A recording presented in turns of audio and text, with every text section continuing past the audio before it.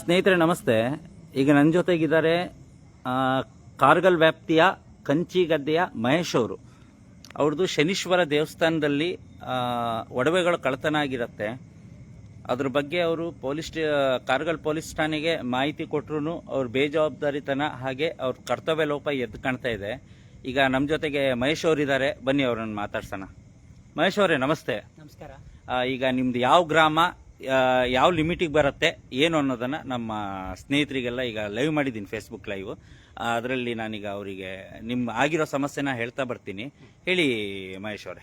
ನಮ್ಮದು ಬಾನಕೋಳಿ ಗ್ರಾಮ ಪಂಚಾಯಿತಿಯ ಕಣಪಗಾರ ಗ್ರಾಮದ ಕಂಚಿಗದ್ದೆ ಅಂತ ಹೇಳಿ, ಅಲ್ಲಿ ಶನೇಶ್ವರ ದೇವಸ್ಥಾನ ಪಕ್ಕದಲ್ಲಿ ಆಂಜನೇಯ ಸ್ವಾಮಿ ದೇವಸ್ಥಾನನೂ ಇದೆ.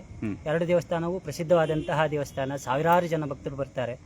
ಅಲ್ಲಿ ಕೆಲವೊಂದು 3 ತಿಂಗಳ ಹಿಂದೆ ಕಳ್ಳತನ ಆಗಿದೆ. ಶನೇಶ್ವರ ದೇವಸ್ಥಾನದ ಪಕ್ಕದಲ್ಲಿರ್ತಕ್ಕಂಥ ಚೌಡೇಶ್ವರಿ ಮತ್ತು ಮಹಾಶಕ್ತಿ ದೇವಿಯ ಮಾಂಗಲ್ಯ ಸರಗಳು ಕಳ್ಳತನ ಆಗಿದ್ದಾವೆ. ಹಾಗೆ ಶನೇಶ್ವರ ದೇವರದು ಒಂದು ಹೊರಗಡೆ ಇಟ್ಟಂತಹ ಒಂದು ಕಾಣಿಕೆ ಡಿಬ್ಬನ್ನು ಸಹ ಕಳ್ಳತನವಾಗಿದೆ.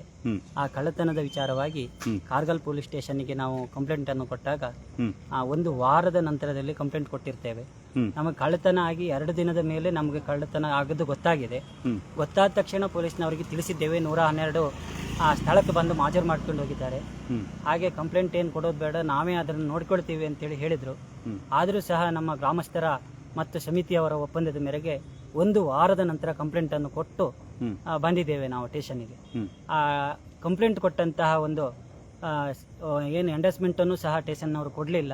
ಅದು ನಿಮಗೆ ಬೇಡ, ನಾವು ನೋಡ್ಕೊಳ್ತೀವಿ, ಅದು ನೀವು ಕಂಪ್ಲೇಂಟ್ ಕೊಟ್ಟ ಮೇಲೆ ಕಂಪ್ಲೇಂಟ್ ಆಗಿರ್ತದೆ, ನಿಮ್ಗೆ ಏನೂ ಬೇಡ ಹೋಗಿ ಅಂತ ಹೇಳಿ ನಮ್ಮನ್ನು ಕಳಿಸ್ಕೊಟ್ರು.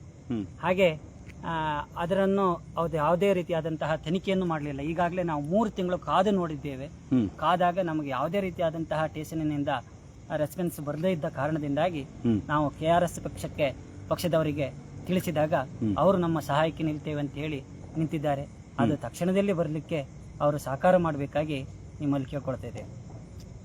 ಧನ್ಯವಾದಗಳು ಮಹೇಶ್ ಅವರೇ. ಬನ್ನಿ ಸರ್.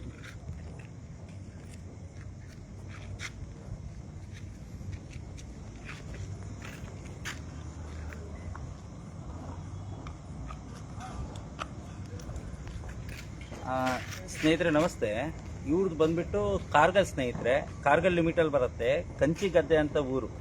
ಅಲ್ಲಿ ಶನೀಶ್ವರ ದೇವಸ್ಥಾನ ಇದೆ ಕಂಚಿಗದ್ದೆಯಲ್ಲಿ. ಈಗ 29ನೇ ತಾರೀಕಿಗೆ ಅಲ್ವಾ, 29ನೇ ತಾರೀಕು ಜುಲೈಗೆ ಇವ್ರದ್ದೊಂದು ದೇವಸ್ಥಾನದಲ್ಲಿ ಕಳ್ಳತನ ಆಗತ್ತೆ. ಅಮ್ಮನವ್ರಿಗೆ ಹಾಕಿರ್ತಕ್ಕಂಥ ತಾಳಿ ಸರಗಳು, ಆಮೇಲೆ ದೇವಸ್ಥಾನದಲ್ಲಿರ್ತಕ್ಕಂಥ ಹುಂಡಿ ಅಂದರೆ ದೇವ್ರದ್ದು ಡಬ್ಬಿ, ಏನಂತ ಹೇಳಿದ್ರೆ ಭಕ್ತಾದಿಗಳು ದುಡ್ಡು ಹಾಕುವಂಥ ಹುಂಡಿ ಡಬ್ಬಿ, ಇವೆಲ್ಲವೂ ಕಳ್ಳತನ ಆಗತ್ತೆ. ಇವರಿಗೆ ತಕ್ಷಣದಲ್ಲಿ ಒಂದಿನ ಗಮನಕ್ಕೆ ಹೋಗಲ್ಲ, ಅದು ಒಂದು 2 ದಿನ ಆದ್ಮೇಲೆ ಅವ್ರಿಗೆ ಗಮನಕ್ಕೆ ಹೋಗುತ್ತೆ. ಯಾಕೆ ಅಂತ ಹೇಳಿದ್ರೆ ಅಲ್ಲಿ ದೇವಸ್ಥಾನದಲ್ಲಿ ಪೂಜೆ ಮಾಡ್ಬೇಕಾದ್ರೆ ತಕ್ಷಣ ಆ ಮಾಂಗಲ್ಯ ಸರದ ಬಗ್ಗೆ ಇವರಿಗೆ ಅಷ್ಟು ಗಮನ ಹೋಗಲ್ಲ. 2 ದಿನ ಆದ್ಮೇಲೆ ನೋಡಿದಾಗ ಅದು ಗಮನಕ್ಕೆ ಹೋಗುತ್ತೆ.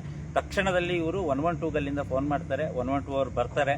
ಬಂದ್ಬಿಟ್ಟು ಸ್ಥಳ ಎಲ್ಲ ನೋಡ್ಕೊಂಡ್ಬಿಟ್ಟು ಎಲ್ಲ ಮಾಡಿ ಮಾರ್ಜರ್ ಮಾಡಿಬಿಟ್ಟು ತಕ್ಷಣದಲ್ಲಿ ಇವ್ರು ಕೇಳ್ತಾರೆ, ಅವ್ರಿಗೆ ಏನಾದ್ರು ನಾವು ಪೊಲೀಸ್ ಸ್ಟೇಷನ್ಗೆ ಬರಬೇಕಾ ಅಥವಾ ಇದೇನಾದ್ರು ಕಂಪ್ಲೇಂಟ್ ಕೊಡಿ. ಇವ್ರಿಗೆ ಮಾಹಿತಿ ಇರಲ್ಲ, ಕಾನೂನಿನ ಅರಿವಿರಲ್ಲ. ಕೇಳ್ತಾರೆ, ಇಲ್ಲ ಬೇಡ ನಾವು ಬಂದಿದ್ದೀವಿ, ನಾವೆಲ್ಲ ಮಾಡ್ತೀವಿ ಅಂತ ಹೇಳ್ಕೊಂಡು ಭರವಸೆ ಕೊಟ್ಬಿಟ್ಟು 112 ಅವರು ಕಾರ್ಗಲ್ ಅವರು ರಿಟರ್ನ್ ಪೊಲೀಸ್ ಸ್ಟೇಷನ್ಗೆ ಹೋಗ್ತಾರೆ.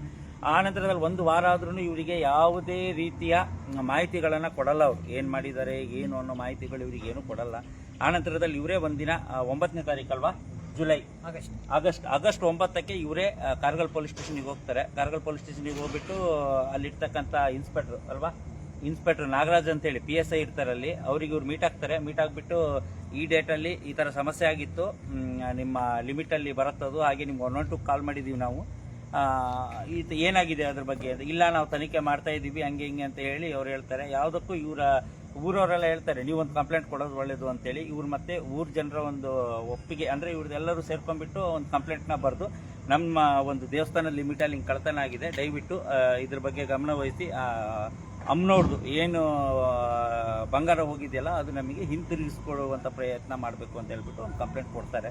ಇವ್ರು ಕಂಪ್ಲೇಂಟ್ ಕೊಟ್ಟಾಗ ಅವ್ರ ಕಂಪ್ಲೇಂಟ್ನ ರಿಜಿಸ್ಟರ್ ಮಾಡ್ಕೊಂಡ್ಬಿಟ್ಟು NCR ಹಾಕಲ್ಲ, ಇವ್ರಿಗೆ ಕಂಪ್ಲೇಂಟ್ ಕೊಟ್ಟಿದ್ದೀನಿ ಅಂತ ರಿಸೀವಿಂಗು ಕೊಡಲ್ಲ. ಇವ್ರು ಅದರಲ್ಲೂ ಒತ್ತಾಯ ಮಾಡ್ತಾರೆ FIR ಆಗಿ ತನಿಖೆ ಮಾಡಿ ಅಂತ ಹೇಳ್ಬಿಟ್ಟು.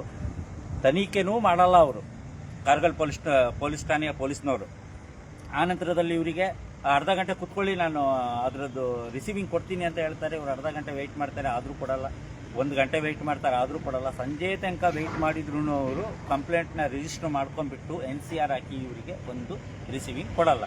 ಆ ನಂತರದಲ್ಲಿ ಇವರು ಅಲ್ಲಿಂದ ಸೀದಾ ರಿಟರ್ನ್ ಮನೆಗೆ ಬರ್ತಾರೆ. ಆ ನಂತರದಲ್ಲಿ ಇನ್ನೂ ಒಂದು 4-5 ದಿನ ಆದಮೇಲೆ ಏನೋ ಅವ್ರು ಬ್ಯುಸಿ ಇದ್ರೇನೋ ಮತ್ತೆ ಕೊಡುವಂಥ ಇದರಲ್ಲೇನೋ ಮರ್ತಿದ್ದಾರೆ ಅಥವಾ ಏನೋ ಒಂದು ಆಗಿರ್ಬೋದು ಅಂತೇಳಿ ಮತ್ತೆ ಫೋನ್ ಮಾಡ್ತಾರೆ.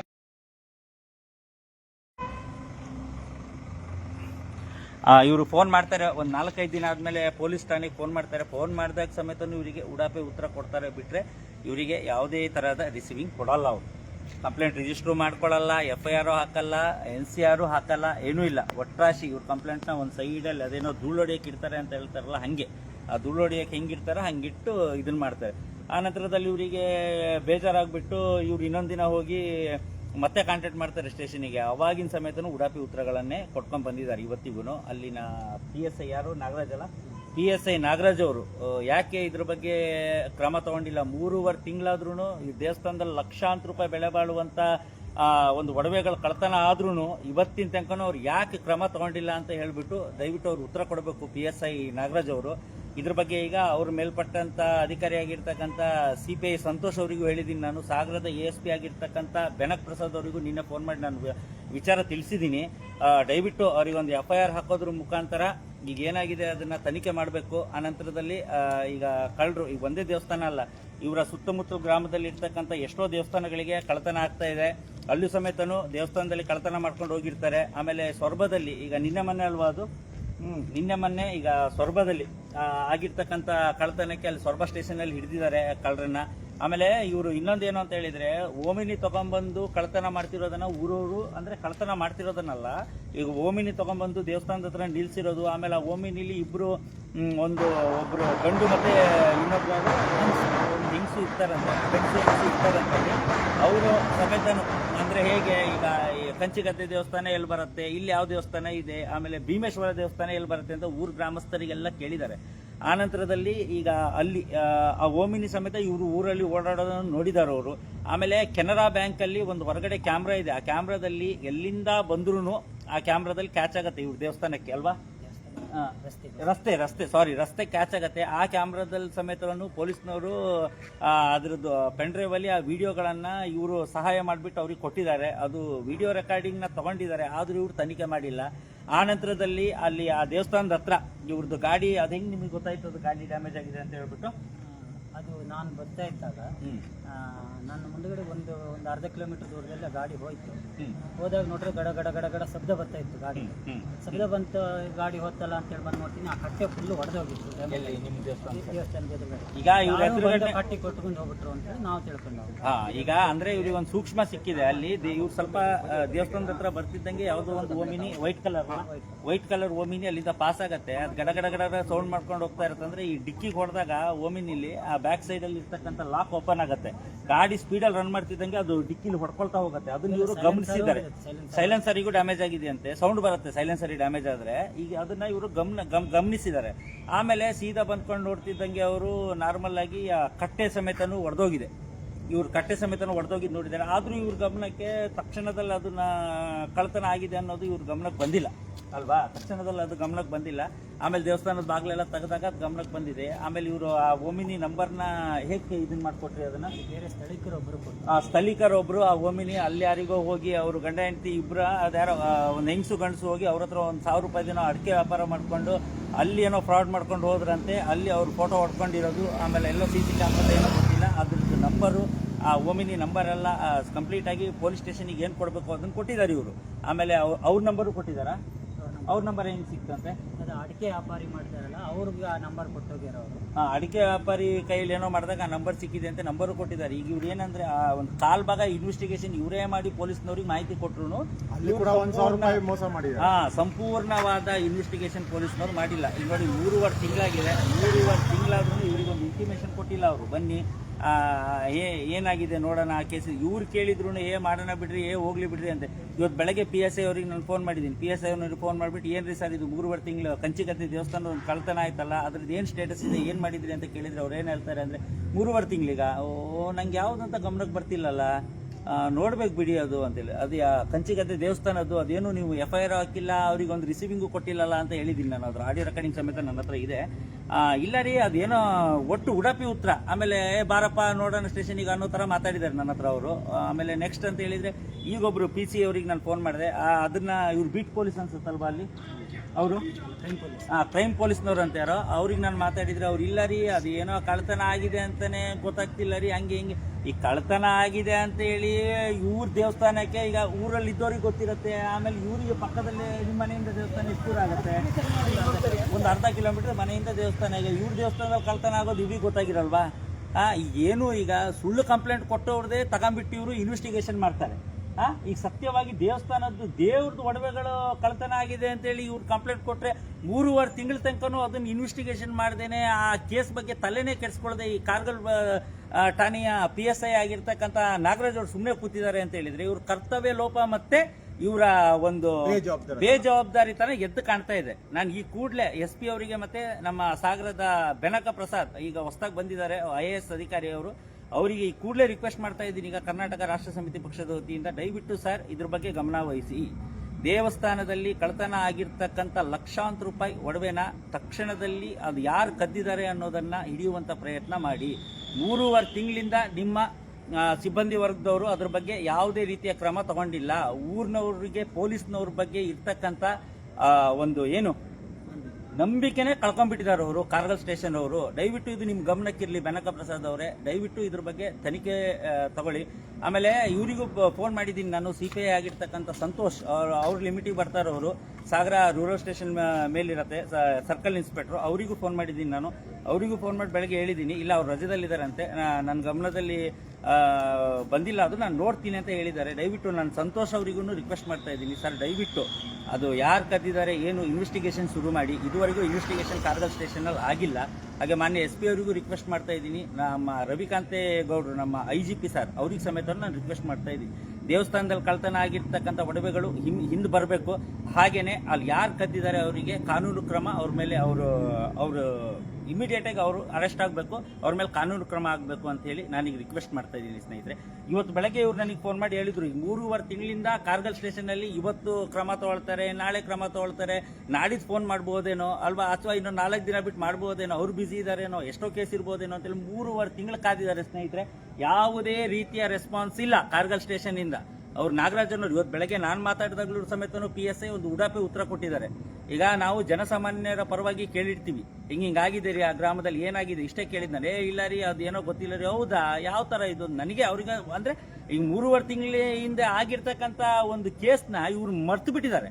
ಯಾಕಂದ್ರೆ ಅದು FIR ಹಾಕಿಲ್ಲ, ಅದಕ್ಕೆ NCR ಹಾಕಿಲ್ಲ ಇವರು, ಬಹುಶಃ ಅದ್ರ ಬಗ್ಗೆ ಕ್ರಮನೂ ತಗೊಂಡಿಲ್ಲ. ಇನ್ನೆಲ್ಲಿ ನೆನಪಿರುತ್ತೆ ಅವರಿಗೆ? ಈ ತರ ಆದ್ರೆ ಪೊಲೀಸ್ ವ್ಯವಸ್ಥೆ ಯಾರನ್ನ ನಂಬ್ಕೊಂಡು ಯಾರು ಸ್ಟೇಷನ್ಗೆ ಹೋಗ್ಬೇಕು ಸ್ನೇಹಿತರೆ? ಈ ಕೂಡಲೇ ಕ್ರಮ ತಗೊಳ್ಬೇಕು ಸ್ನೇಹಿತರೆ. ಅವರು ಇದು ಕೂಡಲೇ ಕ್ರಮ ತಗೊಂಡಿಲ್ಲ ಅಂದ್ರೆ ಅವರ ಒಂದು ಕರ್ತವ್ಯ ಲೋಪ ಮತ್ತೆ ಅವರ ಒಂದು ಬೇಜವಾಬ್ದಾರಿಯ ವಿರುದ್ಧ ನಾವು ಕಾರ್ಗಲ್ ಪೊಲೀಸ್ ಸ್ಟೇಷನ್ ಎದುರುಗಡೆ ಪ್ರತಿಭಟನೆ ಮಾಡ್ತೀವಿ. ನಮ್ಮ ಕರ್ನಾಟಕ ರಾಷ್ಟ್ರ ಸಮಿತಿ ಪಕ್ಷ ಸಾಗರ ತಾಲೂಕಿಂದ ಕಾರ್ಗಲ್ ಸ್ಟೇಷನ್ ಎದುರುಗಡೆ ಪ್ರತಿಭಟನೆ ಮಾಡ್ತೀವಿ. ಹಾಗೇನೆ ಅವರ IGP ಅವರಿಗೂ ಸಮೇತ ಕೂಡಲೇ ಅವರಿಗೆ ನಾವು ಭೇಟಿಯಾಗಿ ಇವರು ಪೊಲೀಸ್ನವರ ಈ ಬೇಜವಾಬ್ದಾರಿತನದ ವಿರುದ್ಧ ಇಮ್ಮಿಡಿಯೇಟ್ ಆಗಿ ಅವ್ರ ಮೇಲೆ ನೀವು ಆಕ್ಷನ್ ತಗೊಳ್ಳಿ. 3.5 ತಿಂಗಳಿಂದ ಒಂದು ಕೇಸ್ನ ಇವರು ಪೆಂಡಿಂಗ್ ಇಟ್ಕೊಂಡು, ಅದು ಪೆಂಡಿಂಗ್ ಅನ್ನೋದಕ್ಕಿಂತ ಕೇಸೇ ಮಾಡಿಲ್ಲ ಇವರು, ಕೇಸ್ ಮಾಡ್ದೇನೆ ಈ ಗ್ರಾಮಸ್ಥರಿಗೆ ತೊಂದರೆ ಕೊಡ್ತಾ ಇದ್ದಾರೆ. ಅವರಿಗೆ ತೊಂದರೆನೇ ಆಗತ್ತದು ಗ್ರಾಮಸ್ಥರಿಗೆ. ಈಗ ಸಮಸ್ಯೆ ಆಗಿದೆ ದೇವಸ್ಥಾನದಲ್ಲಿ, ಒಂದು ಕಂಪ್ಲೇಂಟ್ ತಗೊಳ್ಳಿ ಅಥವಾ ಅದ್ರ ಬಗ್ಗೆ ಎನ್ಕ್ವೈರಿ ಮಾಡಿ, ಕಳ್ಳರು ಯಾರೋ ಕತ್ಕೊಂಡು ಹೋಗಿದ್ದಾರೆ, ಇಷ್ಟು ವ್ಯಾಲ್ಯೂಬಲ್ ಗೋಲ್ಡ್ಗಳು, ಇಷ್ಟು ವ್ಯಾಲ್ಯೂಬಲ್ ದುಡ್ಡು ಹೋಗಿದೆ ನಂದು ಅಂತೇಳಿ ಇವ್ರು ಹೇಳಿದಾಗ ಅದ್ರ ಬಗ್ಗೆ ಅವರು ಕ್ರಮ ವಹಿಸಿಲ್ಲ ಅಂತ ಹೇಳ್ಬಿಟ್ರೆ ಅದು ಬೇಜವಾಬ್ದಾರಿತನ ಅವ್ರದ್ದು ಎದ್ದು ಕಾಣ್ತಾ ಇದೆ, ಕರ್ತವ್ಯ ಲೋಪನು ಎದ್ದು ಕಾಣ್ತಾ ಇದೆ. ಈ ಕೂಡಲೇ ಅದ್ರ ಬಗ್ಗೆ ಪೊಲೀಸ್ನವರು ಈ ಕೂಡಲೇ ಅದ್ರ ಬಗ್ಗೆ ಕ್ರಮ ತಗೊಳ್ಬೇಕು. ಹಾಗೇನೆ ಈಗ ನೋಡಿ, ಈಗ ಅವ್ರು ನನ್ನ ಹತ್ರ ಹೇಳಿದ್ದಾರೆ, ಅಟ್ಲೀಸ್ಟ್ ಇವತ್ತು ಬೆಳಗ್ಗೆ ನಮ್ಮ ಕರ್ನಾಟಕ ರಾಷ್ಟ್ರ ಸಮಿತಿ ಪಕ್ಷದ ಒಂದು ಗಮನಕ್ಕೆ ಬಂತದ್ದು. ಈಗ ನನ್ನ ಜೊತೆನೇ ಇದ್ದಾರೆ ಅವರು. ಈ ಕಾರ್ಗಲ್ ಸ್ಟೇಷನ್ ಇಂದ ಒಬ್ರು PC ಫೋನ್ ಮಾಡ್ತಾರೆ ಇವರಿಗೆ. ಏನಂತ ಫೋನ್ ಮಾಡ್ತಾರೆ, ಬನ್ನಿ ಸರ್ ಸಾಹೇಬ್ರು ಕರಿತಾ ಇದ್ದಾರೆ, ಒಂಚೂರು ಮೀಟ್ ಆಗ್ಬೇಕಂತೆ ನಿಮಗೆ, ಅದು ಎನ್ಕ್ವೈರಿ ಮಾಡ್ಬೇಕಂತೆ ಅಂತ. ಅಂದ್ರೆ 3.5 ತಿಂಗಳಿಂದ ಇವರು ಒಂದು ಫೋನ್ ಮಾಡದೇ ಇದ್ದವರು, 3.5 ತಿಂಗಳಿಂದ ಆ ಕೇಸ್ ಬಗ್ಗೆ ತಲೆ ಕೆಡಿಸ್ಕೊಳ್ದೇ ಇದ್ದವರು, 3.5 ತಿಂಗಳಿಂದ ಆ ಕೇಸ್ ಬಗ್ಗೆ ಗಮನ ವಹಿಸದೇ ಇದ್ದವರು, ಕರ್ನಾಟಕ ರಾಷ್ಟ್ರ ಸಮಿತಿ ಅವರಿಗೆ ಇವ್ರು ವಿಚಾರ ತಿಳಿಸಿದ್ದಾರೆ. ಲೈವ್ ಅಲ್ಲಿ ಇವರು ನಮ್ಮನ್ನ ನಾವು ಮಾಡಿರ್ತಕ್ಕಂಥ ತಪ್ಪನ್ನ ಸಾವಿರಾರು ಜನಕ್ಕೆ ತಿಳಿಯೋ ತರ ಹೇಳ್ತಾರೆ ಅನ್ನೋ ಉದ್ದೇಶಕ್ಕೆ ಈಗ ಇವ್ರಿಗೆ ಫೋನ್ ಮಾಡ್ತಾ ಇದ್ದಾರೆ. ಫೋನ್ ಮಾಡ್ಕೊಂಡ್ಬಿಟ್ಟು ಬನ್ನಿ ಸರ್ ನಾಳೆನೆ ಅದೇನಿದೆ ಅಂತ ನೋಡಿ FIR ಮಾಡೋಣ ಬನ್ನಿ ಅಂತೇಳಿ. ಅಂದ್ರೆ 3.5 ತಿಂಗಳಿಂದ ಇವ್ರು ಏನ್ ಮಾಡ್ತಾ ಇದ್ರು? ಒಂದು ದೇವಸ್ಥಾನದ ಕಳ್ತನ ಆಗಿದೆ, ಲಕ್ಷಾಂತರ ರೂಪಾಯಿ ಒಡವೆಗಳು ಹೋಗಿದಾವೆ, ಇದು ದುಡ್ಡಿಂದು ಪೆಟ್ಟಿಗೆನೆ ಎತ್ಕೊಂಡು ಹೋಗಿದ್ದಾರೆ ಅಂತೇಳಿ ಇವ್ರು ಕಂಪ್ಲೇಂಟ್ ಕೊಟ್ಟಾಗ ಆ ಕಂಪ್ಲೇಂಟ್ ನ ತಗೊಳ್ದೇನೆ ಬೇಜವಾಬ್ದಾರಿತನ ತೋರಿಸಿದವರು 3.5 ತಿಂಗಳಿಂದ ಏನ್ ಮಾಡ್ತಿದ್ರು ಇವರು? 3.5 ತಿಂಗಳಿಂದ ಕ್ರಮ ತಗೊಳ್ಳದೆ ಇದ್ದವರು ಈಗ ಇಮಿಡಿಯೇಟ್ ಈಗೆಲ್ಲ ನಾವೀಗ ಪ್ರೆಸ್ ಮೀಟ್ ಮಾಡಿದ್ವಿ, ಆಮೇಲೆ ಈಗ ಲೈವ್ ಮಾಡ್ತಾ ಇದ್ದೀನಿ, ಇವೆಲ್ಲದು ಗೊತ್ತಾಗಿ ಎಲ್ಲಿ ತಲೆ ಮೇಲೆ ಬಂದ್ಬಿಡತ್ತೆ ಅಂತೇಳಿ ಈಗ ಕರಿತಾ ಇದ್ದಾರೆ ಬನ್ನಿ ಅಂತೇಳಿ. ಇದು ಕರ್ತವ್ಯ ಲೋಪ ಮತ್ತೆ ಅವ್ರದ್ದು ಬೇಜವಾಬ್ದಾರಿತನ ಎದ್ದು ಕಾಣ್ತಿಲ್ವಾ ಸ್ನೇಹಿತರೆ? ನಾನೀಗ ರಿಕ್ವೆಸ್ಟ್ ಮಾಡ್ತಾ ಇದ್ದೀನಿ ಸ್ನೇಹಿತರೆ, ಈ ಕೂಡಲೇ ಅವ್ರ ಮೇಲಧಿಕಾರಿಗಳು ಏನು ನಾಗರಾಜ್ ಇನ್ಸ್ಪೆಕ್ಟರ್ ಏನಿದಾರಲ್ಲ ಅವ್ರ ಬಗ್ಗೆ ಕ್ರಮ ತಗೊಳ್ಬೇಕು. ಯಾಕೆ 3.5 ತಿಂಗಳಿಂದ ಅವರು ಎನ್ಕ್ವೈರಿ ಮಾಡಿಲ್ಲ ಅನ್ನೋದ್ರ ಬಗ್ಗೆ ಅವರು ಕ್ರಮ ತಗೊಳ್ಬೇಕು. ಈ ಕೂಡಲೇ ಅವರು ಇನ್ವೆಸ್ಟಿಗೇಷನ್ ಶುರು ಮಾಡಬೇಕು ಅಂತೇಳಿ ಈ ಒಂದು ಲೈವ್ ಮುಖಾಂತರ ಹೇಳ್ತಾ ಇದೊಂದು ಲೈವ್ನ ಮುಗಿಸ್ತಾ ಇದ್ದೀನಿ ಸ್ನೇಹಿತರೆ. ಧನ್ಯವಾದಗಳು.